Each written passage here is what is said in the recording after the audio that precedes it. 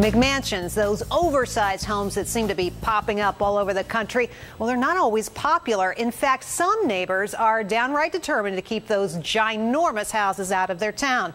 That's what's going on right now in Atlanta. Drive through Atlanta's older neighborhoods and they're hard to miss. New houses, most of them big and some the subject of controversy. If you go down the streets and you see these out of scale, out of proportion homes to the craftsman bungalows around it, it just looks like it doesn't belong. It's just not in keeping with the integrity, the historic integrity. Atlanta City Councilwoman Mary Norwood is leading the fight against so-called McMansions. If you are the egregious example and you are 3 to 4 times the size of the house next door, that house can literally lose value because it is only worth the land. It becomes a teardown.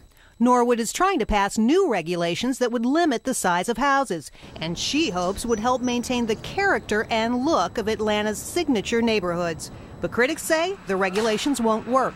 If they make the changes that are proposed, it's going to become an incredibly complicated, complex process that ultimately really won't have any effect on the way that we see the houses from the street. The proposed regulations are complex, but they boil down to restricting the square footage and height of a new home based on the size and elevation of the lot.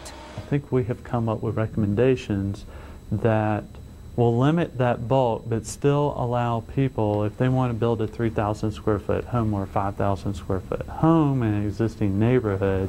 But opponents say the regulations won't allow even modest 2-story homes to be built on some lots. And some folks here say in order to bring families into established communities, larger houses are a necessity. People don't want to live in a small house anymore. People want to have a larger house, especially if it's more than one person living there.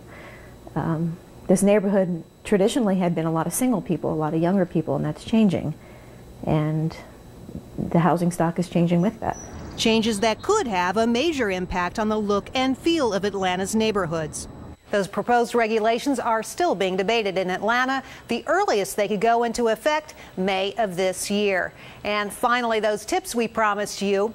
If you don't know the exact terms of your mortgage, well, you are not alone. Bankrate.com has this new poll out, and it's a little disturbing. They say 3 in 10 homeowners don't know what kind of loan they have. But here's how to get those vital details. First, if you have an adjustable rate mortgage, look for the adjustable rate rider. Now, it's a 1-page letter that should be in with your closing papers. Find the date when your rate is first scheduled to adjust and how frequently it will change. Remember, your monthly payments could increase every year or even every month.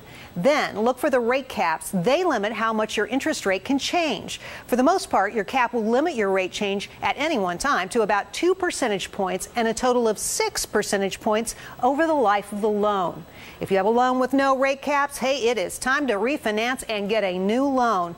And if you can't find this paper, call your lender to get the details or to answer any other questions you might have.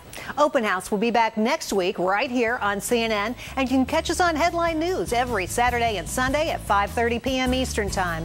As always, we thank you for spending part of your Saturday with us. Don't go anywhere. Your top stories are next in the CNN newsroom. Have a great weekend.